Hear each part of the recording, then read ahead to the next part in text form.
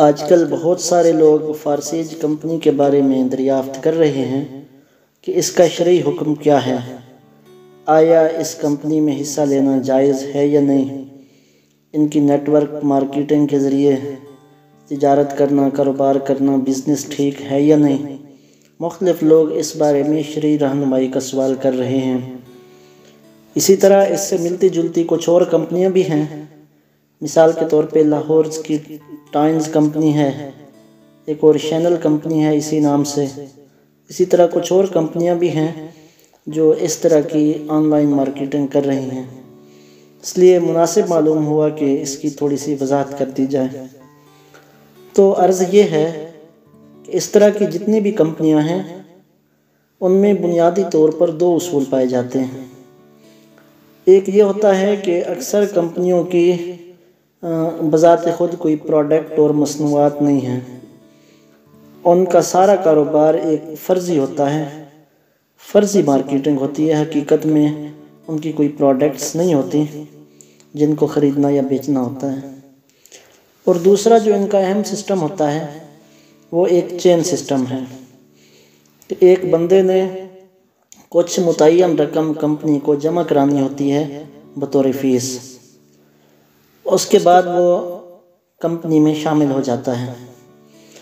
پھر اس کو یہ کہا جاتا ہے کہ آپ مزید لوگوں کو کمپنی میں شامل کریں، تو اب وہ جتنے لوگوں کو شامل کرتا جاتا ہے کمپنی ایک متعین حصہ نفع کے طور پر اس کو دیتی رہتی ہے۔ اگر اس نے 5 لوگوں کو شامل کیا تو اتنا ملے گا، 10 کو شامل کیا تو اتنا ملے گا، تو ان کا کمیشن بھی اس بندے کو ملتا ہے۔ پھر آگے وہ لوگ جتنے بندوں کو کمپنی میں آنے کی دعوت دیں گے اور ان کے واسطے سے جتنے لوگ کمپنی میں شامل ہوں گے، تو یہ جو پہلا بندہ ہے اس کو ان لوگوں کا بھی کمیشن ملے گا، اور یہ بندہ جس بندے کے تھرو کمپنی میں آیا تھا اس بندے کے پیسوں سے اس اوپر والے کو بھی کمیشن ملے گا۔ اسی طرح یہ چین چلتا جاتا ہے، جتنے لوگ زیادہ ہوتے جائیں گے ان کا نفع بھی اتنا ہی بڑھتا جائے گا۔ تو اس کا شرعی حکم یہ ہے، پہلی بات یہ ہے کہ اس کمپنی کی کوئی مصنوعات ہیں یا ایک فرضی کام ہے۔ اگر اس کمپنی کی واقعی مصنوعات ہیں تو پھر تو اس وجہ سے اس کمپنی کا کاروبار ناجائز نہیں ہوتا، وہ جائز ہی رہے گا۔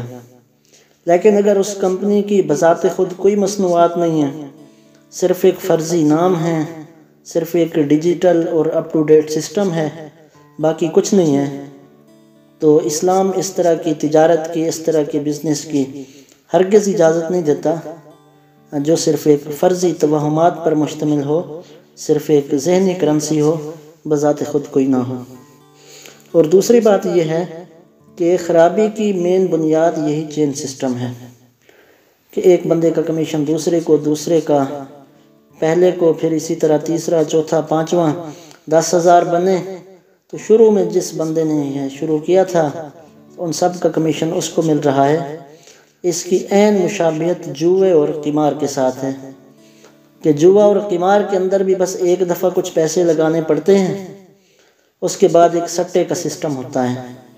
عین ممکن ہے کہ بہت زیادہ پیسے آ جائیں اور اپنی رقم سے بھی دگنی رقم نکل آئے، اور یہ بھی عین ممکن ہوتا ہے کہ اپنی رقم بھی ڈوب جائے، ختم ہو جائے۔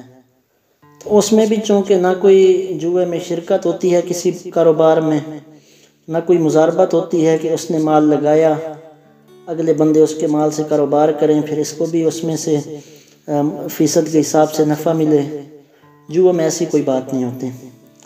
تو فارسیج اور اس طرح کی کمپنیوں میں بھی کچھ ایسا ہی معاملہ ہے کہ ایک دفعہ آپ نے فیس بھر دی، اس کے بعد دوسرے لوگوں کا کمیشن آپ کا ایک جوا اور سٹا ہے۔ اگر وہ بن گئے تو آپ کو کچھ نہ کچھ مل جائے گا، نہ بنے تو آپ نے جو اصل رقم کمپنی کو دی ہے آپ کی وہ رقم بھی ختم، آپ کو کچھ بھی نہیں ملے گا۔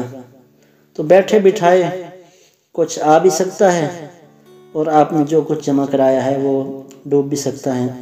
تو اس لیے اس کی چونکہ عین مشابہت جوئے کے ساتھ ہے اور اسلام کے اندر جوا حرام کیا گیا ہے، قرآن مجید میں بھی اس کی ممانعت ہے، حدیث میں بھی ہے، تو اس وجہ سے فارسیج کمپنی جو ان اصولوں پر کام کرتی ہے اس کے بارے میں موجودہ دور کی علماء کرام کا فتویٰ یہی ہے کہ اس کمپنی میں کام کرنا اور اس کمپنی کے سسٹم میں شامل ہونا ناجائز اور حرام ہے۔